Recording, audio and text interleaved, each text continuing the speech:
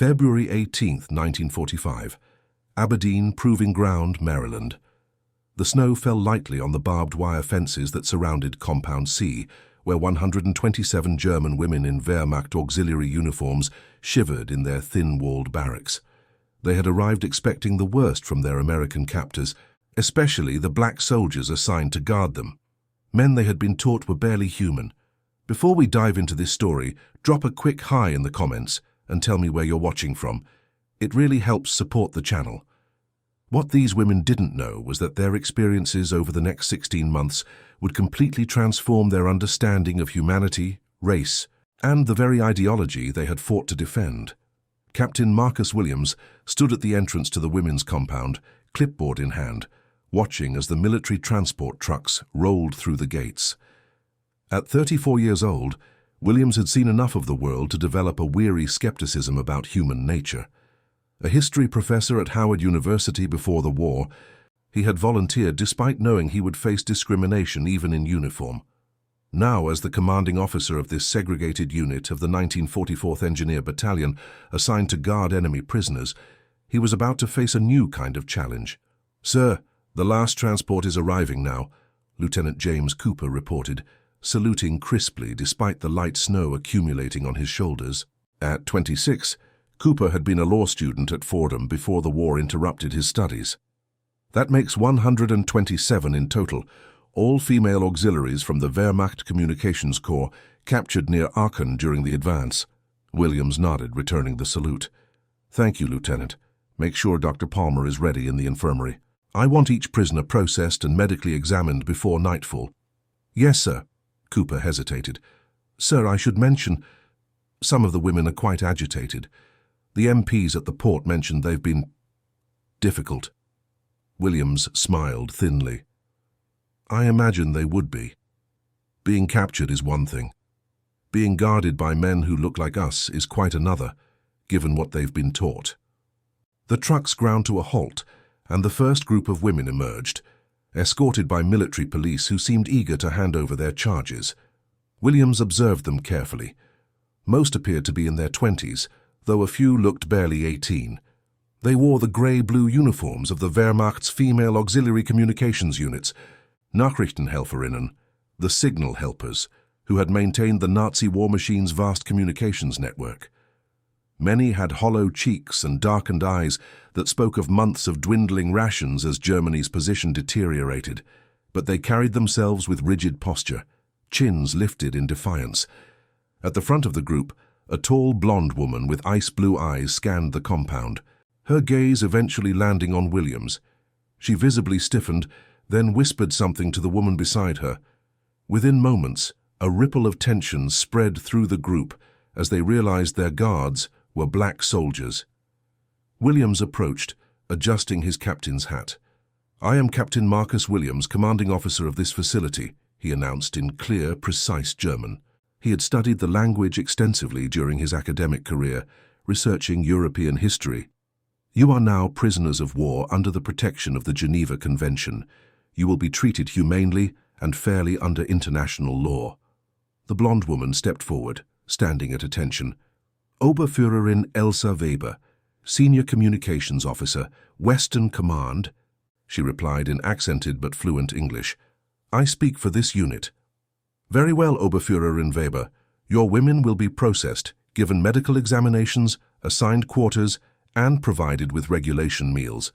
You will find that while you are prisoners, you will be treated with dignity." Weber's eyes narrowed slightly.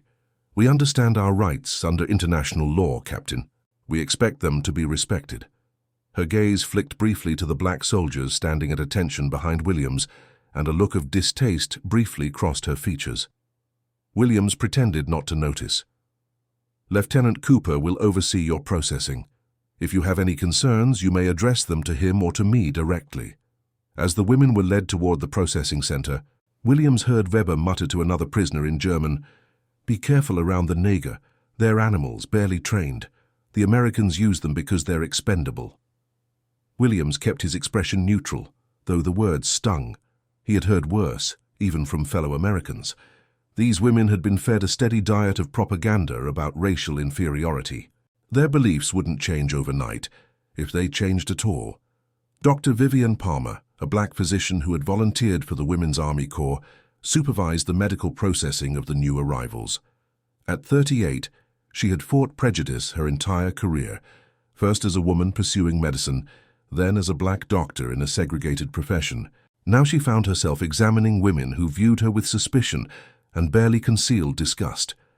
"Next," she called as one prisoner exited the examination room. Elsa Weber entered, her posture stiff. "Please remove your outer clothing," Dr. Palmer instructed professionally. "I need to conduct a standard medical examination." Weber complied reluctantly, her movements mechanical. "An examination by a Negro doctor," she said in German, apparently assuming Palmer wouldn't understand. "What next?" "I speak German, Oberführerin Weber," Palmer replied calmly. "And I've been a licensed physician for 12 years.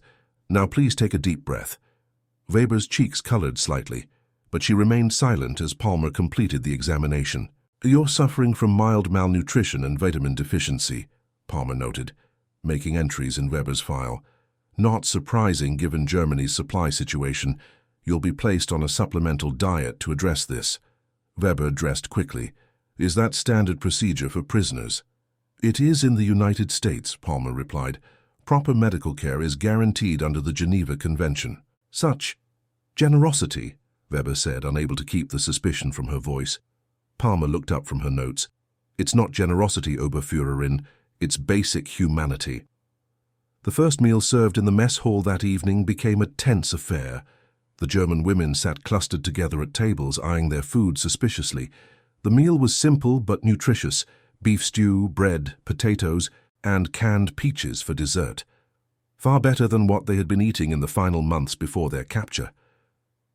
Private First Class Samuel Johnson, a 22-year-old from Georgia who had been working in his family's restaurant before the war, supervised the kitchen staff. He watched as the women picked at their food, some whispering to each other. "Is there a problem with the meal?" he asked in halting German, approaching Weber's table. The women exchanged glances. Finally, Weber responded, "We are wondering if the Negro cooks maintain proper hygiene standards." Johnson's face remained impassive, though his jaw tightened slightly.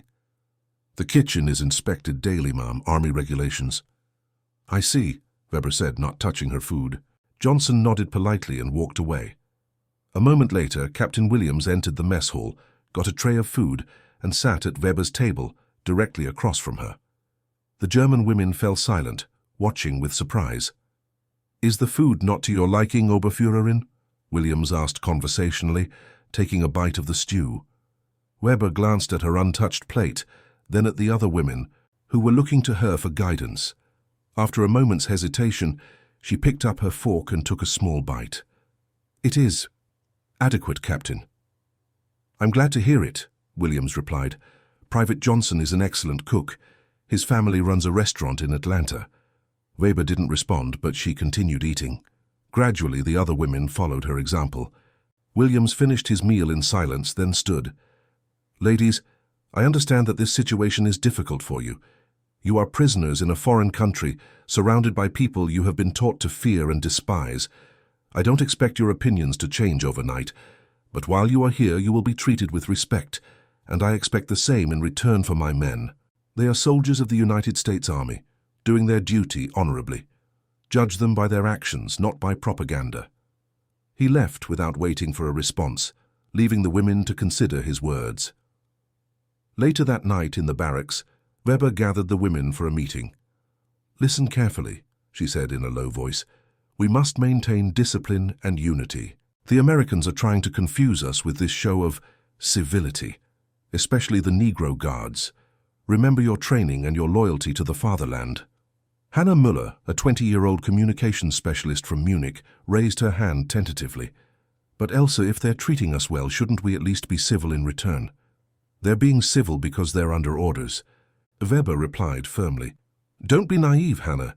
These are the same Untermenschen our Führer warned us about. The Americans are using them because they're too primitive to question orders. But make no mistake, they are dangerous. Stay in groups. Never be alone with one of them." Most of the women nodded in agreement, but a few, including Hannah, looked uncertain. "What about the doctor?" asked Greta Schmidt, a 24-year-old from Hamburg. She seemed knowledgeable. "A propaganda tool," Weber dismissed. "The Americans are trying to impress us with their so-called equality. Don't fall for it." As the women prepared for bed, Hannah whispered to her bunkmate, "I don't know, Greta. The captain spoke perfect German. He didn't seem primitive." "Shh," Greta cautioned, glancing toward Weber. "Be careful what you say." The next morning, the prisoners were assembled in the yard for roll call. Lieutenant Cooper read out the daily schedule. Breakfast, followed by camp orientation, assignment of work details, and an explanation of rules and privileges under the Geneva Convention. "Work details?" Weber questioned sharply. "What kind of work?" "Standard camp maintenance," Cooper explained. "Laundry, kitchen duty, cleaning. All voluntary and compensated with camp scrip that can be used at the commissary. The Geneva Convention permits this." "And if we refuse?" Weber challenged. "Then you don't work and don't earn scrip," Cooper replied simply. "No one will be forced to work, Oberführerin." This seemed to catch Weber off guard. She had clearly expected harsher treatment. Captain Williams stepped forward. "Ladies, I'd like to clarify something. You are prisoners of war, yes, but this is not a punishment camp. You served your country as we serve ours. Now the war continues without you. How you spend your time here is largely up to you within security constraints. Those who wish to work may do so. We also have a library and educational materials for those interested." "Education?" Hannah asked, her curiosity overcoming her reticence. "What kind of education?" "Various subjects," Williams replied. "English language classes primarily, but also mathematics, sciences, history, American history primarily, but European as well." "American history taught by a Negro," Weber scoffed quietly in German. "What would he know of real history?" Williams heard her but chose to respond in English. "Before the war, Oberführerin, I was a professor of European history at Howard University. I specialized in German history from 1870 to the present. I would be happy to discuss the subject with you sometime." Weber's face flushed as she realized he had understood her. Some of the other women looked embarrassed on her behalf, while others seemed impressed by the captain's credentials. "Now," Williams continued, "let me introduce you to your primary guards and supervisors." He called forward 5 soldiers and Dr. Palmer, introducing each by name and previous civilian occupation. Lieutenant James Cooper had been a law student. Sergeant Walter Mitchell had been a mechanical engineer. Corporal David Reynolds had been a high school teacher. Private First Class Samuel Johnson had been a chef.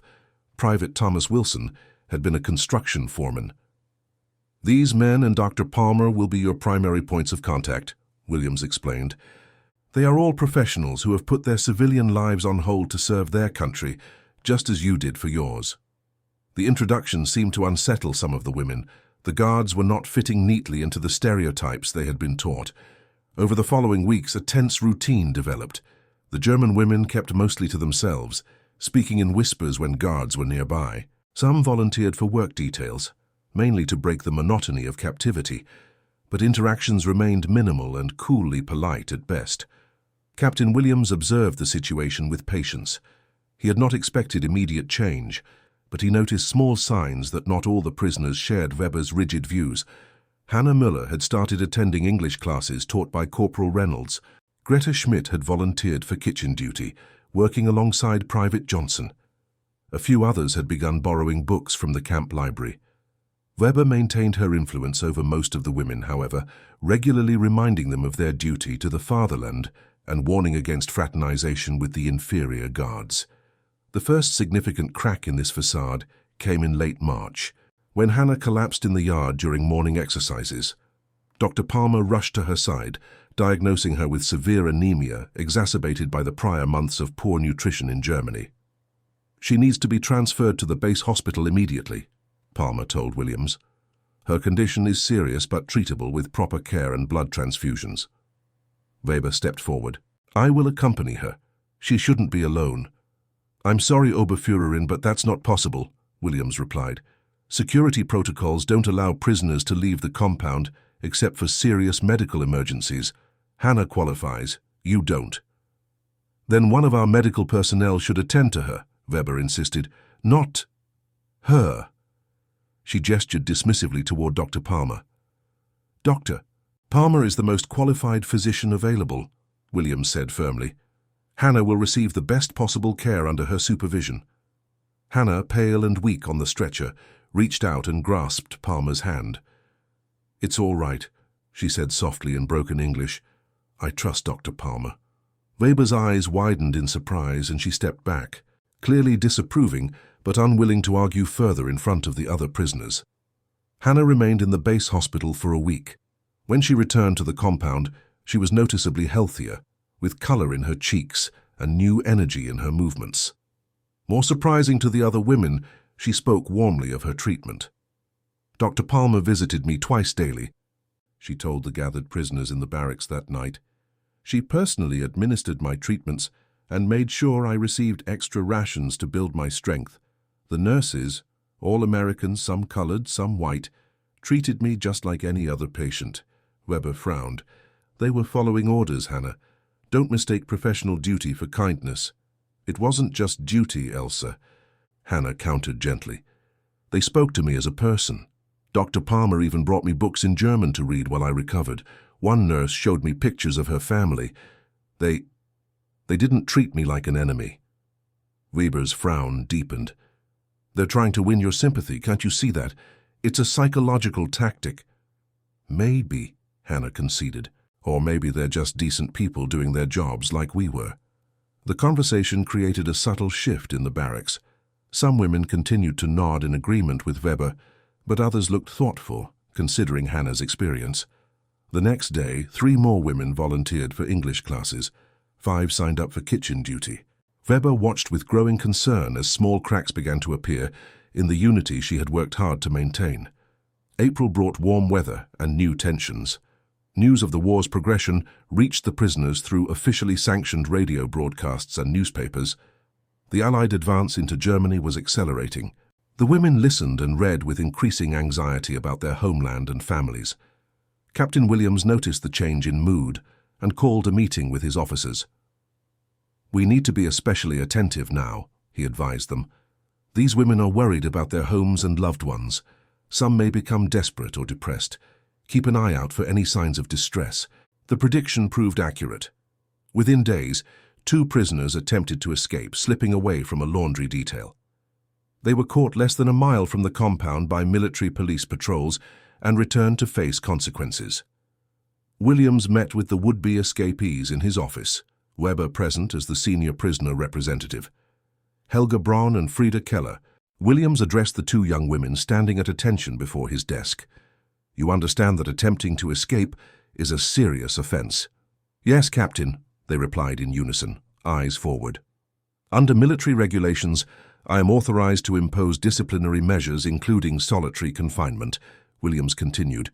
However, I understand your motivation. You're concerned for your families as the Allies move deeper into Germany. The women remained silent, though Frieda's lower lip trembled slightly. Instead of confinement, you will lose work privileges for 2 weeks and be restricted to barracks, except for meals and 1 hour of daily exercise, and Williams decided. More importantly, I'm going to arrange for you to send messages to your families through the International Red Cross. All prisoners have this right, though I should have made it clearer. Weber couldn't hide her surprise. Captain, may I ask why you are being so lenient? Williams regarded her steadily. Because punishment without understanding solves nothing, Oberführerin. These women were not trying to rejoin the fight. They were worried about their loved ones. Addressing the actual problem is more effective than simply imposing punishment. When they left the office, Frieda whispered to Weber, "He's not what I expected." Weber remained silent. Her worldview increasingly challenged by evidence that contradicted her deeply held beliefs about the nature of their captors. The opportunity to contact families changed the atmosphere in the camp. As the women received responses confirming their loved ones were alive, many displaced or homeless but surviving, a weight seemed to lift. Even Weber appeared less tense after receiving word that her parents in Dresden had survived the February bombing, though their home was destroyed. By May 1945, the war in Europe was nearing its end. The prisoners gathered around the radio in the recreation hall as news of Germany's collapsing defenses was broadcast. When the announcement of Hitler's suicide came on April 30th, reactions were mixed. Some women wept openly, others sat in shocked silence. A few, including Hannah and Greta, exchanged glances that suggested complicated feelings about the news. Weber maintained her composure, but Williams noticed her hands trembling as she folded them in her lap. After the broadcast, she approached him. "What happens to us now, Captain?" she asked, her voice steady despite her visible distress. "For the time being, nothing changes," Williams assured her. "You remain under the protection of the Geneva Convention. When the war officially ends, repatriation will be arranged, though it may take time given the situation in Germany." "Repatriation," Weber repeated. "To what? Our cities are in ruins, our government collapsing." For the first time since her arrival, Williams saw uncertainty in her eyes. The ideology that had sustained her was crumbling along with the Third Reich. "Germany will rebuild, Oberführerin. Different, perhaps, but your homeland will continue." Weber nodded stiffly and turned away, but not before Williams noticed the tears she was fighting to contain. On May 8, 1945, the official announcement of Germany's surrender was broadcast throughout the compound. The prisoners gathered in stunned silence as the news was translated. Their war was over. Germany had lost. That evening, something remarkable happened in the mess hall. Private Johnson and his kitchen staff had prepared a simple but special meal to acknowledge the historic day.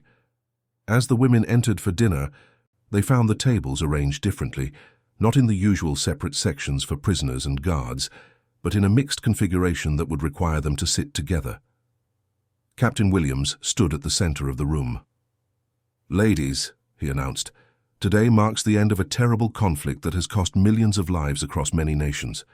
None of us here started this war, but all of us have been caught in its machinery. Tonight we don't sit as captors and captives, but as people who have survived and now face the future. Please be seated." The women hesitated, looking to Weber for guidance.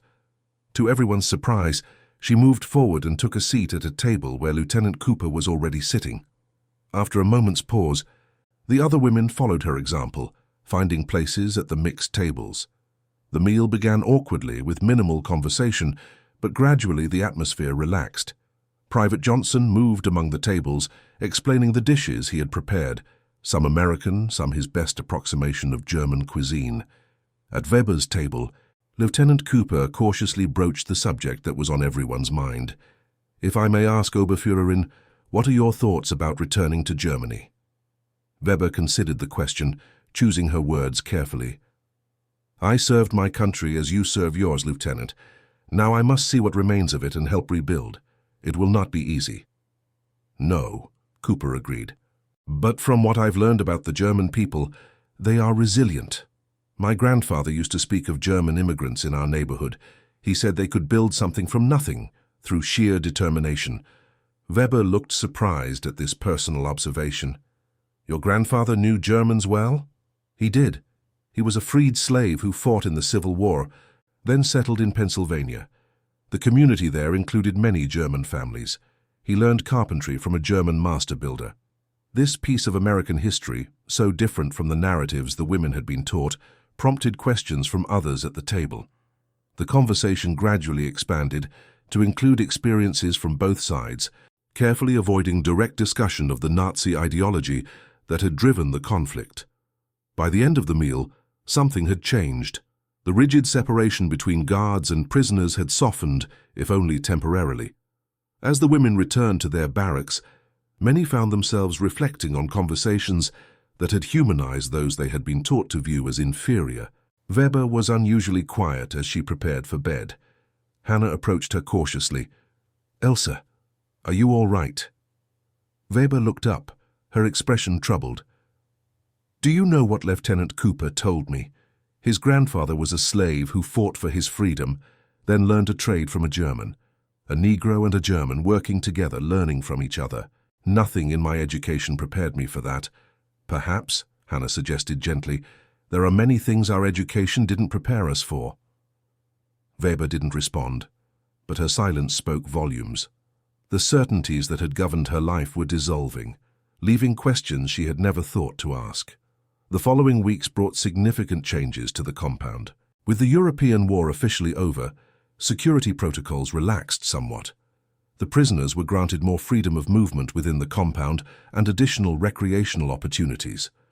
Many continued to attend English classes, now with greater purpose as they contemplated eventual return to a Germany under Allied occupation. Captain Williams expanded the educational offerings to include practical skills that might help the women rebuild their lives, basic medical training, typing and clerical skills, construction and repair techniques. To his satisfaction, enrollment was robust, with even Weber signing up for advanced English and administrative training.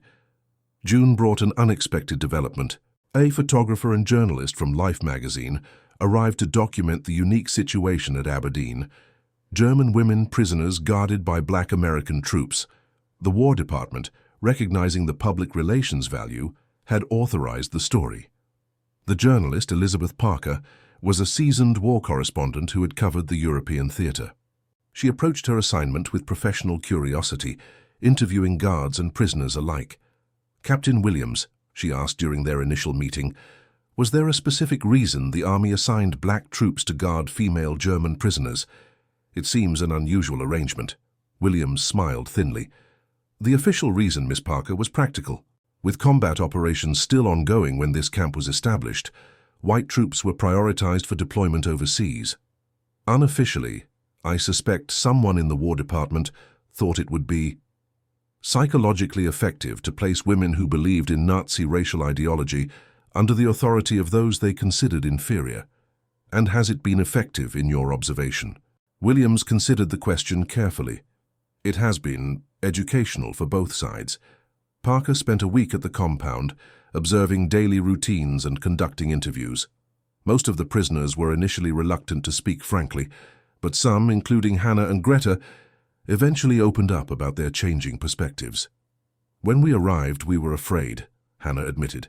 "We had been told that Negro soldiers were savage, barely controlled by their white officers. But Captain Williams runs this camp with more dignity and fairness than many German officers I served under." Weber was more measured in her comments. "The American guards have been professional," she acknowledged. "That is all I wish to say on the matter." The most revealing moment came when Parker photographed Dr. Palmer teaching a first aid class to a group of prisoners.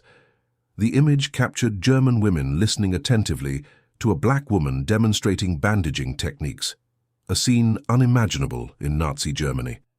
When the Life magazine article appeared in July, titled "Enemies No More, German Women POWs and Their Black American Guards," it created significant interest. Copies reached the compound, where the prisoners gathered eagerly to see themselves depicted in a major American publication. Weber studied the article intensely, her expression unreadable.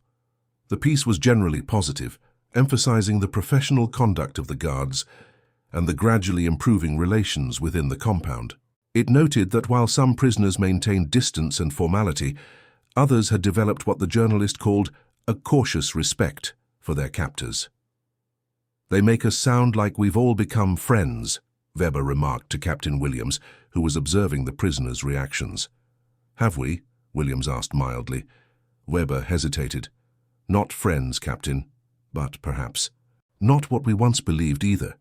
It was the closest she had come to acknowledging her shifting perspective. The summer brought another development, the first repatriation lists. As Germany established interim government structures under Allied occupation, the process of returning prisoners of war began. The first group of 20 women from the Aberdeen compound was scheduled for repatriation in August. The announcement created mixed reactions. Some women were overjoyed at the prospect of returning home, despite uncertainty about what they would find.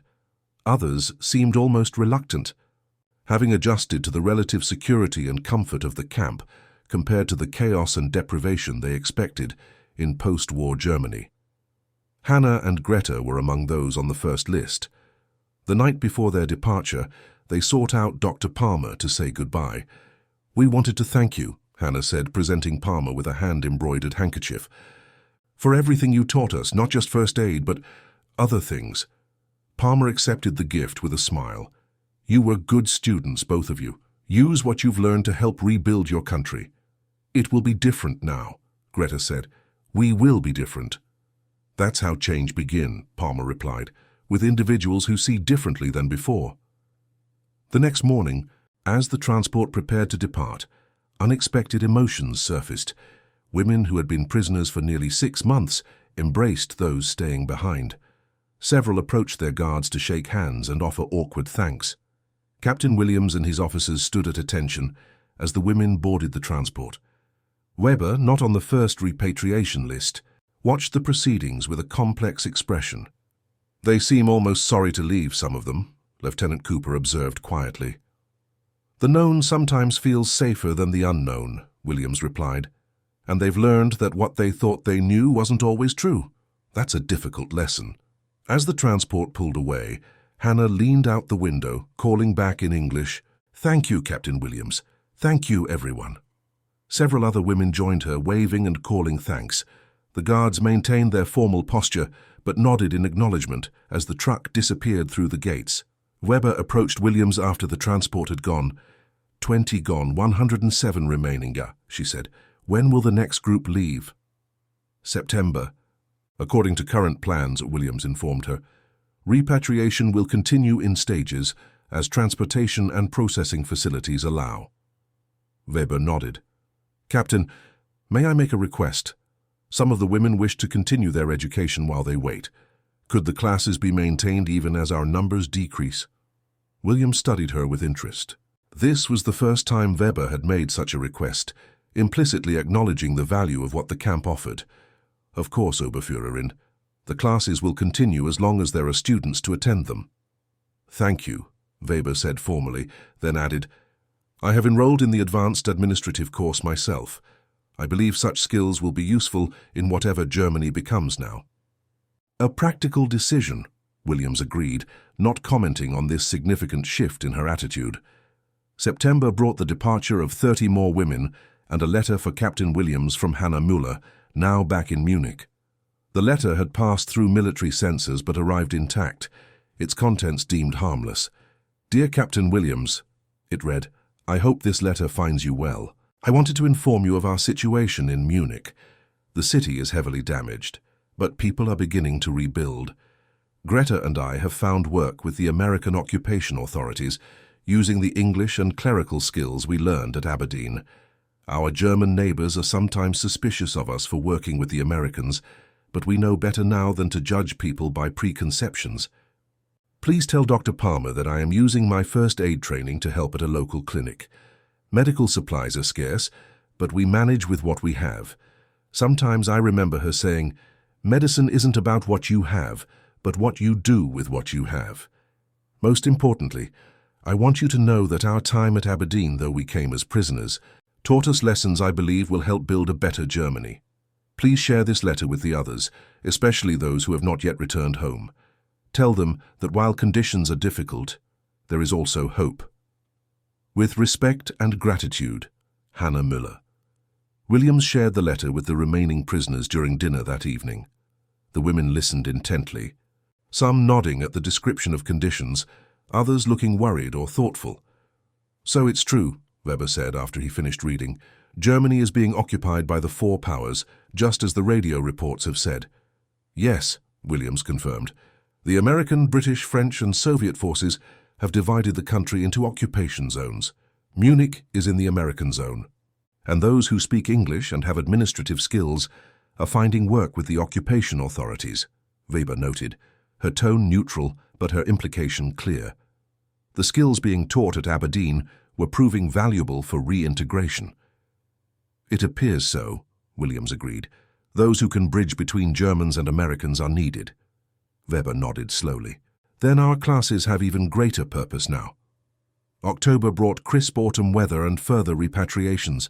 By the end of the month, only 42 women remained at the compound, including Weber. The camp felt increasingly empty, barracks standing vacant, the mess hall echoing with fewer voices. The reduced population allowed for some reorganization. Captain Williams authorized converting one empty barracks into an expanded classroom space, with proper desks and a small library of donated books. Another became a workshop where women could learn practical repair skills from Sergeant Mitchell, who had been an engineer before the war. Weber, to everyone's surprise, became increasingly involved in camp operations, serving as an informal liaison between the remaining prisoners and the American staff. Her English had improved significantly, and she assisted with administrative tasks in the camp office, working alongside Lieutenant Cooper to process paperwork for upcoming repatriations. "You have a talent for organization, Oberführerin," Cooper remarked one afternoon as they sorted files. "What did you do before the war?" Weber hesitated before answering. She rarely spoke of her pre-war life. "I was a university student, studying business administration. My father wanted me to help manage the family manufacturing company." "And after the war, will you return to that?" Weber's expression clouded. "The factory was in Dresden. It's gone now, like most of the city. My parents survived, but everything else is destroyed." Cooper nodded sympathetically. "I'm sorry. My family lost their home in the Tulsa race massacre in 1921. A white mob destroyed the entire black business district. Over 35 blocks burned." Weber looked up in surprise. "In America? I never heard of this." "Many Americans haven't either," Cooper said. "Some history isn't widely taught. But yes, it happened in America. My family rebuilt in another city, started again from nothing." Weber was silent for a moment, absorbing this information. "How can you serve a country that allowed such things?" Cooper considered the question carefully. "Because it's my country too, not just theirs, and it can be better than its worst moments, if enough people work to make it so." The conversation left Weber thoughtful. That evening she borrowed a book from the camp library on American history, specifically requesting material on racial relations and civil rights movements. November brought preparations for the final major repatriation before winter would complicate transportation. 30 women were scheduled to depart, leaving just 12, including Weber, to remain until spring when weather and logistics would again permit large-scale movements. Captain Williams called Weber to his office to discuss the arrangements. "Oberführerin, I should inform you that you are eligible for this transport. Your paperwork has been processed and a place is available if you wish to take it." Weber appeared surprised. "I was not aware I had been cleared for repatriation." "The approval came through yesterday," Williams confirmed, sliding a folder across his desk. "Your home region is now accessible for returns. You could be in Germany before Christmas." Weber studied the documents without speaking for several moments. "And the other 11 women remaining? Most are from areas still considered too unstable or with insufficient processing facilities. They'll remain until spring as planned." Weber closed the folder and looked up at Williams, her expression resolute. "Then I will remain as well, Captain. As senior officer, my responsibility is to stay with my personnel until all can return." Williams leaned back in his chair, studying her. "That's not necessary, Oberführerin. Lieutenant Berg is the next senior officer. She could assume responsibility for the remaining women." "Nevertheless," Weber replied firmly, "I prefer to stay." Williams nodded slowly, sensing that her decision was motivated by more than just duty to her subordinates. "As you wish. I'll amend the transport list." As he made the notation in his logbook, Weber spoke again. "Captain, I would like to continue my work in the administration office while I remain, and to continue the advanced English classes." "Of course," Williams agreed, increasingly intrigued by her choice. "Your assistance has been valuable, and your progress in English remarkable." Weber rose to leave but paused at the door. "The women who are leaving, they are apprehensive about what they'll find in Germany. I've told them what we learned from Hannah's letter, but perhaps you could speak with them. They trust your assessment." The request was unprecedented. A German officer asking an American, a black American at that, to reassure her troops. "I'd be happy to, Oberführerin." The November transport departed as scheduled, carrying 30 women back toward a homeland, transformed by defeat and occupation. The compound, designed for over 100 prisoners, now housed just 12 German women and the American staff. The emptiness created an atmosphere of informality that would have been impossible in the earlier, more crowded conditions. Thanksgiving brought an unusual situation. With so few prisoners remaining, Captain Williams decided to include them in the American holiday celebration, partly as a cultural exchange and partly because maintaining separate dining arrangements for such a small group seemed unnecessary. Private Johnson outdid himself for the occasion, preparing a traditional Thanksgiving feast despite wartime rationing. The Germans watched with curiosity as the Americans explained the holiday's significance and traditions. "So this is to give thanks for a successful harvest?" Weber asked as she sat at a table with Williams, Cooper and Palmer. "Originally, yes," Williams explained, though it's evolved into a broader celebration of gratitude. Family, friends, opportunities, freedom, whatever one feels thankful for. "A harvest festival," Weber nodded. "We had similar traditions in Germany before." She didn't complete the thought, but they understood. Before the Nazi regime had replaced traditional celebrations with ideological ones. After dinner, Sergeant Mitchell produced a record player and some jazz recordings that had arrived in a care package from home. As the music filled the mess hall, some of the American soldiers began to dance. To everyone's surprise, 2 of the German women joined them, laughing as they attempted to follow the unfamiliar steps. Weber watched from her seat, a complex mix of emotions crossing her face. Dr. Palmer, observing her, commented quietly, "They're young women who have been prisoners for nearly a year, Oberführerin. They need moments of joy, especially now." "Yes," Weber agreed, her voice distant. "I'm not." Disapproving. "It's just strange to see. A year ago, such fraternization would have been unthinkable. Now it seems natural." "The world changes," Palmer said. "Sometimes we must change with it or be left behind." Weber glanced at her sharply, then her expression softened. "You speak from experience, Doctor." Palmer smiled slightly. "As a black woman physician in America?" "Yes, I know something about navigating changing worlds while maintaining one's dignity." Winter settled over Aberdeen Proving Ground, bringing holidays that highlighted both cultural differences and surprising commonalities. For Christmas, the German women were permitted to decorate their barracks according to their traditions, singing carols that sometimes echoed their American counterparts with different words but familiar melodies. January 1946 brought news that repatriation would resume earlier than expected. Transport had been arranged for February, with the remaining 12 women scheduled to return to Germany together. Captain Williams shared the news during morning roll call, expecting it to be welcomed enthusiastically. Instead, he was met with a troubling silence. The women exchanged glances but said nothing. Later that day, Weber requested a meeting with him. She arrived at his office looking uncharacteristically uncertain. "Captain, I need to discuss the February repatriation," she began formally. "Is there a problem, Oberführerin?" Weber hesitated, choosing her words carefully. "Some of the women have concerns about returning to Germany at present. They have received letters from those who went before them describing difficult conditions. Food shortages, housing crises, political uncertainty. Some have lost families, homes, everything familiar." Williams nodded. "Those reports align with our information. Post-war Germany faces significant challenges. But surely they wish to return home nonetheless?" Weber looked directly at him, her blue eyes clear and determined. "That's what I need to discuss, Captain. 3 of the women have asked if they might remain in America. They wish to know if there is any provision for immigration rather than repatriation." The request caught Williams by surprise. It was unprecedented. German prisoners of war requesting to stay in the United States rather than return to their homeland. "Immigration?" he repeated, making sure he understood correctly. "They wish to remain permanently?" "Yes," Weber confirmed. "Specifically, Johanna Krause, Magda Hoffmann and Anna Richter. They have skills they believe would be valuable here. Johanna was a nurse, Magda an accountant, Anna a teacher. They've all become proficient in English during their time here." Williams frowned thoughtfully.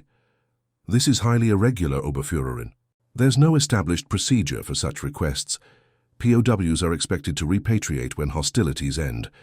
"I understand," Weber acknowledged, "but perhaps, given the unique circumstances." "I'll need to consult with higher authorities," Williams said. "I make no promises, but I will inquire."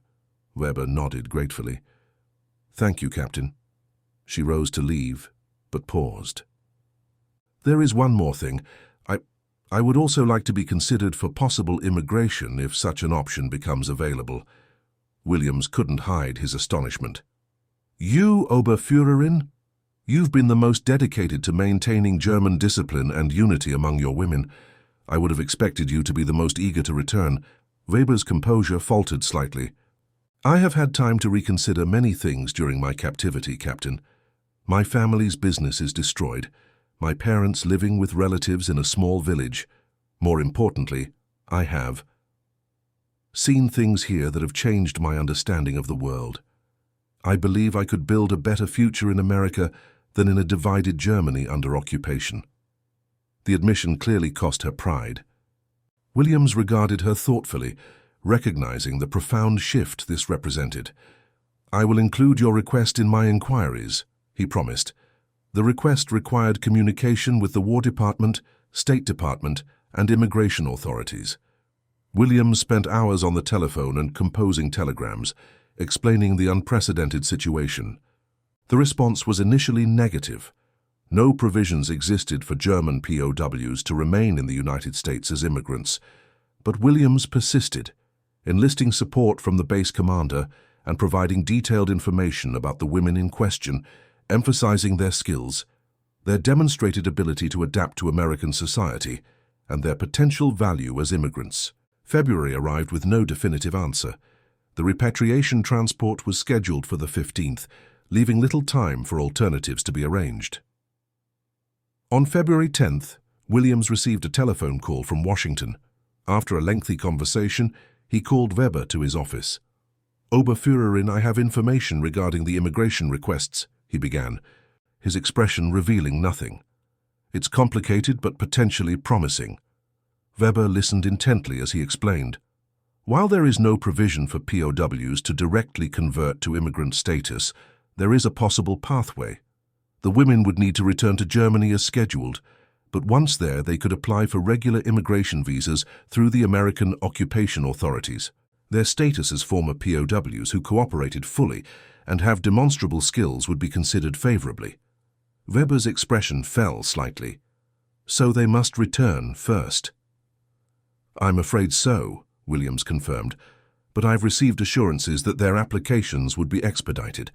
They wouldn't face the usual quota restrictions, given the special circumstances." Weber nodded slowly, absorbing the information. "And my application?" Williams hesitated. "Your case presents additional complexity, Oberführerin. Your rank and position in the Wehrmacht place you in a different category for screening. The process would be more rigorous, the outcome less certain." Weber accepted this with dignity. "I understand, Captain. Thank you for your efforts nonetheless." The day before the scheduled repatriation, Captain Williams gathered the 12 remaining prisoners and his officers in the recreation hall for a formal farewell. "Ladies," he began, "tomorrow you will depart Aberdeen Proving Ground to begin your journey back to Germany. You came here as prisoners of war nearly a year ago. You leave in a world transformed, your country changed, perhaps yourselves as well." The women listened attentively, their expressions solemn. "I want you to know that those of us who have served as your guards have also learned and changed through this experience. We have seen beyond propaganda to the human beings beneath.